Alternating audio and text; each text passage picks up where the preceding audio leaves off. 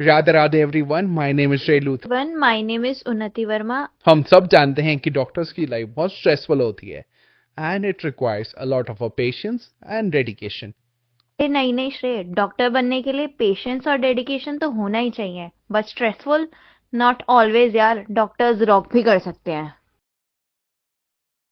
Hello everyone, today here we are with the Dr. Katyal and we are going to share some of the experiences of the Dr. Katyal. Sir, ये मतलब एक ऐसा podcast होगा जिसके अंदर कि हमें बहुत ही न्यूट्रल, मतलब जैसे हम एक पॉडकास्ट फैमिली टाइप को टॉक करेंगे, ये इंटरव्यू वगैरह ऐसा कुछ नहीं है। एंड सर मतलब वो फर्स्ट चीज मैं आपसे जानना चाहता हूँ कि मतलब why did you choose dentistry? मतलब ऐसा आपको खुद का था या फिर आपको लगा कि कोई और फील्ड नहीं हो? वैसे आजकल एमबीबीएस बहुत लोगों को लगता है कि एमबीबीएस नहीं हो रही तो डेंटल के अंदर आ जाते हैं। नहीं, ऐसा कुछ नहीं है। Dentistry is not an option. ठीक है, सबसे पहले तो हमें बताना चाहिए कि ये जो दोनों फील्ड्स हैं, एमबीबीएस एंड बीडीएस, दोनों मेडिकल साइंस में आती है। इसके बाद जितनी भी फील्ड्स हैं, बीट पैरामेडिकल, जितनी भी आती हैं आपकी फिजियोथेरेपी हो गई, नर्सिंग हो गई, सीएनएम वगैरह हो गई, वो सारी आपकी पैरामेडिकल में आती है। तो मेडिकल में same books, same patients, same सब कुछ, सेम पढ़ाई। तो दोनों को आप ऐसा नहीं कह सकते कि कोई सुपीरियर है, कोई इंफीरियर है। अगर हम डेंटिस्ट्री की बात करें तो dentistry is itself a speciality. आपने गौर किया होगा, आप भी जितना पहुंच चुके हैं। तो एमबीबीएस में सिखाते हैं जनरल, ठीक है, थोड़ा सूचरिंग सिखा दी, थोड़ा इमरजेंसी मैनेजमेंट सिखा दिया सब। लेकिन डेंटिस्ट्री में क्या सिखाते हैं आपको? पहले 3 साल तो पूरा मेडिकल पढ़ाते हैं। सेम बैचेस भी सेम होते हैं दोनों के, सेम ही क्लास में दोनों साइड को बिठाया जाता है, सेम पढ़ाई, सेम प्रोफेसर, सेम बुक्स, सब कुछ। लेकिन जैसे आप फाइनल ईयर में आते हैं, आपके सब्जेक्ट्स अपने आप बाइफरकेट हो जाते हैं। तो आपको पहले स्पेशलाइजेशन के साथ सिखाया जाता है। There are 9 fields in dentistry itself. उसके बाद फिर उनमें सुपर स्पेशलाइजेशन होती है, जिसको हम एमडीएस कहते हैं, मास्टर्स। उसके 3 साल अलग हैं। तो ऐसे वो ऐसा नहीं है कि कोई फील्ड छोटी है, बड़ी है, ऐसा कुछ नहीं है। तो कभी भी सेकंड ऑप्शन की तरह ट्रीट ना करें, क्योंकि जब आपका एडमिशन डेंटिस्ट्री में होगा तो आपको पढ़ना तो उतना ही पड़ेगा। इनफैक्ट आई फील जैसे थोड़ा ज्यादा ही पढ़ना नहीं हो जाता है, क्योंकि मतलब जैसे तो आपको एमबीबीएस मेडिकल का भी पढ़ना है, साथ में डेंटल भी हो गया, पढ़ना तो दोनों पड़ता है। हाँ, ज्यादा पढ़ना पड़ता है। The reason why I chose to become a dentist is I was in 6th standard when I got my root canal done and I do that dentist. मेरी बहुत पुराने जानकार है और बोर्डिंग का पढ़ा हुआ हूँ मैं। तो उसमें क्या हुआ, एक बारी कि मेरे इंग्लिश के टीचर ने मुझसे पूछा कि सबसे पूछ रहा था कि क्या बनना चाहते हैं, क्या नहीं बनना चाहते। या एक छोटे से बच्चे को 2 ही चीजें आती हैं, या तो वो डॉक्टर बोलता है या इंजीनियर, तो समझ ही नहीं आता। तो उसने मेरे से एक out of the syllabus question पूछा, किस चीज का डॉक्टर? और बच्चे को क्या पता, 30 क्लास का बच्चा है वो। तो मुझे बोला आँख का, नाक का, मुंह का, किसका बनना चाहता है? तो उसने एक ही चीज नहीं बोली थी, दांत का या दांत का। तो वहाँ पे सब मुझे डेंटिस्ट बुलाना शुरू हो गए। बच्चे चढ़ाते नहीं कुछ, डेंटिस्ट कहीं तो आया। बी डेस्टिनी, कुछ भी सोच लो उसको। Difficult year in graduation I would say it was final year, क्योंकि एकदम से ही आपके पास 8-9 सब्जेक्ट आ जाते हैं और आपको पढ़ने पड़ते हैं। और सबके एग्जाम्स भी बैक टू बैक होते हैं, फिर उनके प्रैक्टिकल्स बैक टू बैक होते हैं, फिर आपको पेशेंट्स अरेंज करने होते हैं प्रैक्टिकल्स के लिए बैक टू बैक। कई बार पेशेंट नहीं आता है तो फिर टीचर्स आपके बिल्कुल ही निर्दयी होते हैं। तो basically they are preparing you for the real life world, क्योंकि कॉलेज में जब तक आप होते हैं तब तक तो आप बहुत ही प्रोटेक्टेड एनवायरनमेंट में होते हैं। सर 3rd ईयर में जैसे पेशेंट्स के कोटे होते हैं, सर आपका एक्सपीरियंस कैसा था? किसी भी चीज का अगर आपको टारगेट दे दिया जाएगा तो it will always be A pressure on you. चाहे मैं आपको बोल दूं कि आपको 7 बजे तक शाम को बैठना है, तो आपको लगेगा कि यार 6:55 पे होने लग जाएगा कि नहीं, अब जाना है। अगर आप खुद से बैठे हैं, खुद से कर रहे हैं, तो आपके 10 भी बज जाएंगे, आपको बुरा नहीं लगेगा। सिमिलरली अगर आपको डंडे के जोर पे काम कराया जाएगा तो आपको कोटा ज्यादा बुरा लगेगा। ज्यादा देन अगर आप बोलो कि अगर मैं एक दिन में एक पेशेंट करता हूँ, कोटा मेरे 5 पेशेंट्स का है, तो आप 2 दिन में एक भी करते हैं तो 15 पेशेंट्स आपका आराम से हो जाता है। तो ऐसा कुछ नहीं है, पेशेंट सैंपल होते हैं कॉलेजेस में, कुछ सीजन्स होते हैं उनमें नहीं होते हैं, कुछ डिपार्टमेंट्स में नहीं होते हैं। बट अगर हम एंडो की बात करें, प्रोस्तो की बात करें, तो ये तो प्राइम ब्रांचेस हैं, इनमें तो पेशेंट्स होते ही होते हैं। तो कोटा तो एक नंबर है, एक DCI dental college of India का क्राइटेरिया है, लेकिन अगर वो कहते हैं तो कर लेना चाहिए। अब आप ऐसे इमेजिन करिए कि कोई आपसे बोलता है कि 5 फिलिंग करनी है, ठीक है, और आपने वो 5 फिलिंग नहीं करी, आप बोलते हैं मैं तो क्लिनिक पे करूंगा जो करूंगा, तो क्या आप कर लेंगे? नहीं। नहीं हो पाएगा। अब वही आपसे टीचर कहता है कि प्री क्लिनिकल ईयर्स में फर्स्ट और सेकंड ईयर में आप एक्सट्रैक्टेड टीथ पे करें या प्लास्टर के दांतों पे करें। अगर मैं आपको सीधा ही पेशेंट के मुंह खुलवा दूंगा जिसके अंदर टंग भी है, चीक की मसल्स भी हैं, सेंसिटिविटी भी है, हम में से किसी को नहीं पता पेशेंट कैसे रिएक्ट करेगा किसी भी चीज को, तो आप डायरेक्ट कर लेंगे। नहीं, प्लस हम जिससे प्री क्लिनिकल में काम करते हैं माइक्रो मोटर की आपको स्पीड पता है उसकी बहुत कम है। Air it is rotors around की 3500, मैक्सिमम जाती है 15,000 आरपीएम। एयर रोटर शुरू किससे होता है पता है? 2.5 लाख आरपीएम से। तो आप उसको संभाल लेंगे? नहीं, मैंने अब बहुत सारी चीजें होती हैं कि आप पहले जितना नॉन मेटल चीजों पे कर लेंगे ना उतना आपको कॉन्फिडेंस ज्यादा रहेगा, क्योंकि सीधा अगर पेशेंट कर लिया और पहला पेशेंट ही आपको कुछ बोल के चला गया फिर वो जिंदगी भर के लिए you will be start for life. तो इसीलिए थोड़ा सा जैसे मैंने मतलब जैसे ना माइक्रो मोटर्स पे थोड़ा बहुत कि एक बार मैंने टच करके देखा एयर रोटर से, तो स्पीड बहुत सो हाई कि वो पूरा ऑक्लूजली एकदम से कट हो गया था। और आज आप मेरे हाथ में अगर आप माइक्रो मोटर दे देंगे तो मुझे लगेगा यार क्या है ये, हो क्यों नहीं रहा है। तो आपका एक्सपर्टीज ऐसी बढ़ती है ना ऐसी। और सर मतलब जैसे हम जैसे अभी सेकंड ईयर के अंदर हैं बीडीएस के अंदर, तो उस बीडीएस के अंदर जैसे ऑक्लूजल रिम्स बनानी हो गई प्रोस्टो के अंदर, एंड एंडो के अंदर हम जाए कंजर्वेटिव के अंदर तो कैविटीज हो गई। तो कैसे कई बार कैविटीज बार बार हम इतनी ट्राई करते हैं, जैसे मन होता है कि करना है क्योंकि इन थर्ड ईयर हम पेशेंट्स करने वाले हैं, तो प्री क्लिनिकल वर्क के ऊपर जैसे आपने बताया हाथ सेट अच्छा होना चाहिए, तो कैविटीज बार बार वाइड होती है, डिमोटिवेशन से फीलिंग आ जाती है। जैसे नहीं, ऐसा नहीं है। देखो डिमोटिवेशन होना या ना होना तो हमारी कैपेबिलिटीज के ऊपर है, ठीक है। अगर मेरे में सुनने की सीखने की सहनशीलता कम है तो आपको जल्दी बुरा लग जाएगा। और अगर किसी जगह लिखा है कि 2 मिलीमीटर की कैविटी होनी चाहिए, इससे ज्यादा हम करेंगे तो कुछ ठीक नहीं है, तो इसका मतलब कि कोई तो उसके पीछे रीजन होगा। आपको पता है वो सीमेंटो इनेमल जंक्शन जो होता है वो, या डेंटिनो इनेमल जंक्शन होता है, ये सब चीजों की विड्थ कितनी है, इनेमल की विड्थ कौन से रीजन में कितनी है आपको पता है? सर्वाइकल पे कितनी है, ओक्लूजल पे कितनी है, इंसाइजल पे कुछ मालूम है आपको? उसके बेसिस पे आपको कैविटी प्रिपरेशन सिखाई जाती है। उसके बेसिस पे जो मटेरियल्स हैं, अगर आप कंपोजिट फिलिंग्स करते हैं तो बॉन्डिंग एजेंट इनेमल से होती है या डेंटिन से होती है, या आपकी साइंस है, इसीलिए वो आपको इनिशियल डेज में मेजरमेंट के हिसाब से बताते हैं। धीरे धीरे जैसे आप आगे के ईयर्स में एंट्री लेंगे, थर्ड ईयर फोर्थ ईयर, जब आप इसके पीछे की साइंस को पढ़ेंगे तब आपको एहसास होगा कि जो वो कह रहे थे वो ठीक कह रहे थे।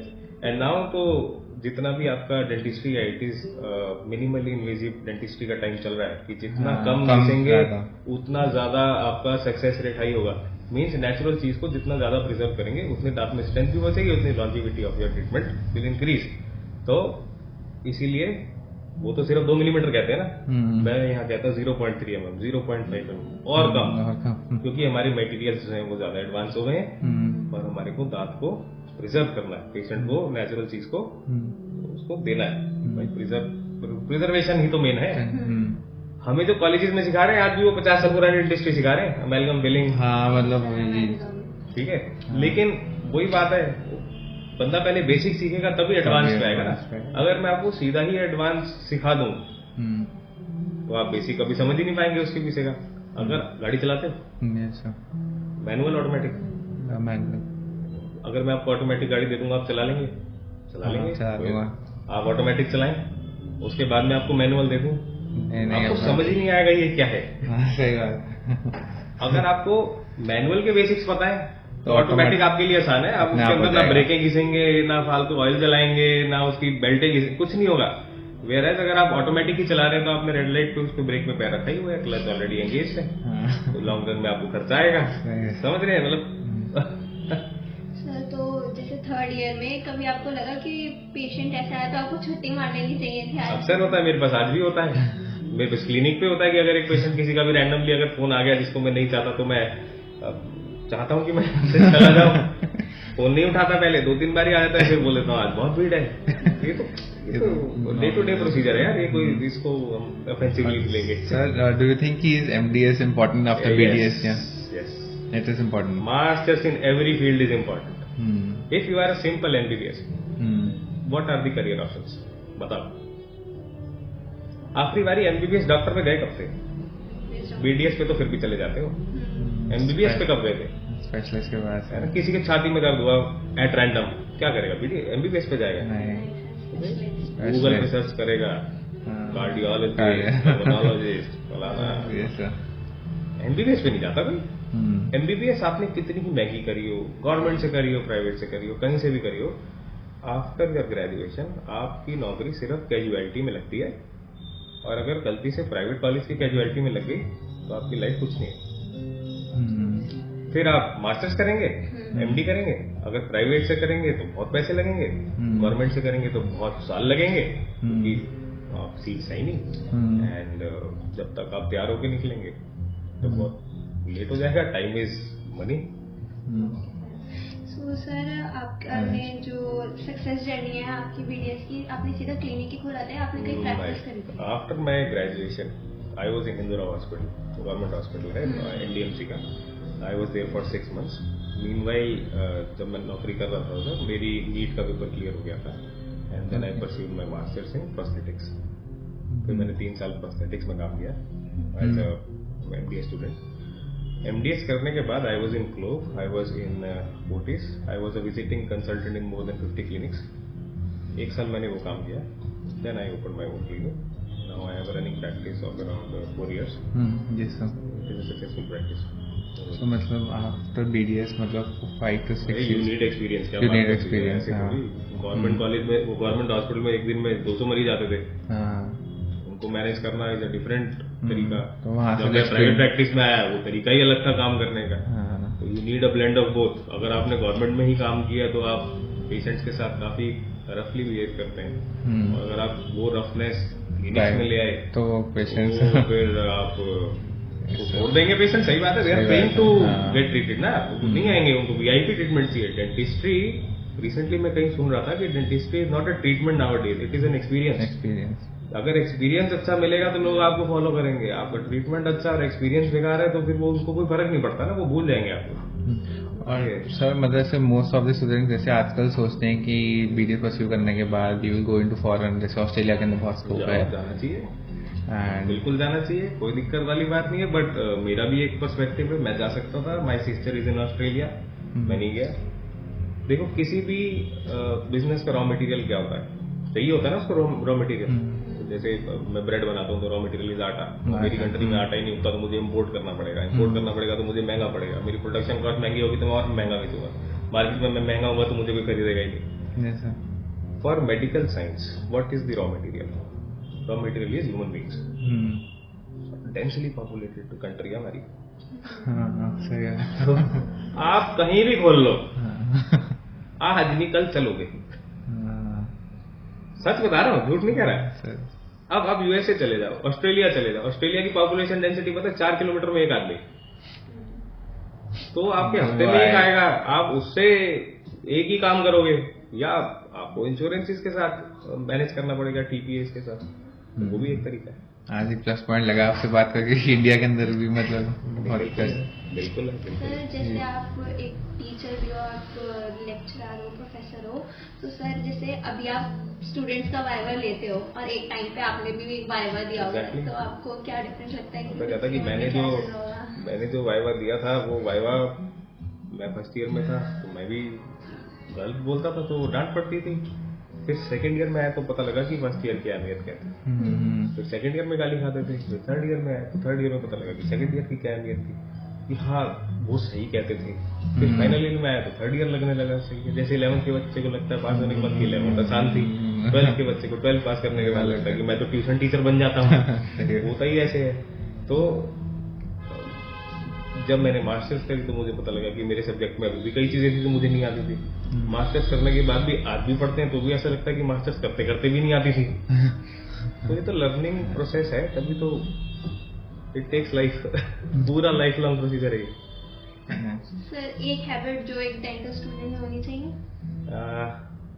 डेंटल स्टूडेंट में देखो, सबसे पहले तो ability to learn, sharpness, ability to deal with patients, ability to deal with teachers. Ego कम होनी चाहिए बच्चों में।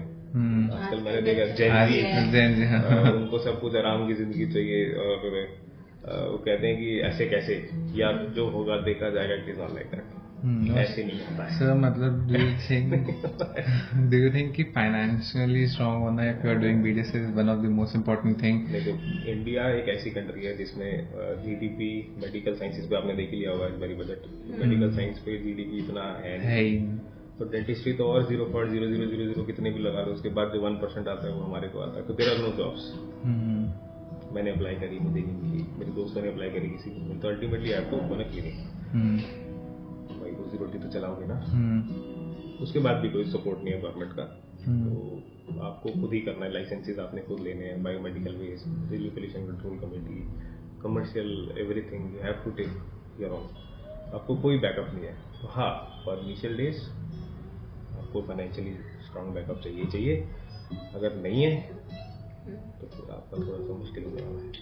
सर जैसे थर्ड ईयर में पेशेंट्स होते हैं, अगर हम थर्ड ईयर में किसी भी क्लिनिक पे ऐसा काम करते हैं तो क्या बेनिफिट बिल्कुल होना चाहिए। मैं जब सेकेंड ईयर में था, जैसे ही मैंने फर्स्ट ईयर पास किया था, मैं उसके अगले दिन से क्लिनिक जाता था इन माई नेबरहुड। मैंने उस क्लिनिक को अपने मास्टर्स तक साथ रखा। 10 साल में उस क्लिनिक को पहले मैं 2 साल मैंने काम देखा।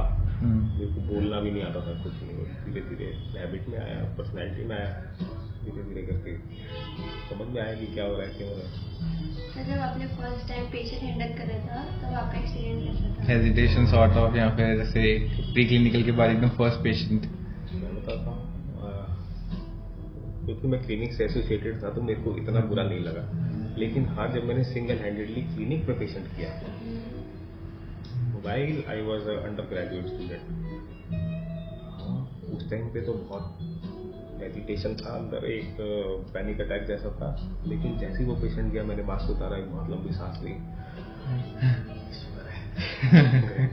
ऐसे तो होता ही है, प्रेशर तो आज भी फील होता है। सर जैसे एक क्लिनिक खोलते हैं, वैसे उसमें एक स्पेशलाइजेशन करने के बाद अगर हम क्लिनिक खोलते हैं, जैसे हम प्रोस्टो में हमने करी है तो हमने क्लिनिक खोला, अगर पेशेंट हमारे पास एंडो का आ रहा है तो है ना। अब ये बड़ा सिंपल सवाल है, इसका आंसर बड़ा सिंपल है। पहले क्या बने थे आप? डेंटिस्ट। उसके बाद आप प्रोस्टो, ऑर्थो, एंडो, पेरियो, ये सब बाद में बने। तो अगर आपको बेसिक ही नहीं आती, वही बता रहा ना कि बेसिक ही नहीं आता तो एडवांस करके आपका कोई पॉइंट नहीं। पहले आप डेंटिस्ट हो, फिर आप प्रोस्टोडोंटिस्ट हो। Thank you sir. Thank you so much sir. आपने काफी कुछ बताया सच। ये बिल्कुल अनफिल्टर्ड था, ये सब एंड मैं कुछ बनावटी नहीं कह रहा। जो है यही है, अच्छा लगे बुरा लगे, और ये जेन्युइन है, मजाक नहीं कर रहा। पढ़ लेना। हाँ जी, फर्स्ट ईयर। First year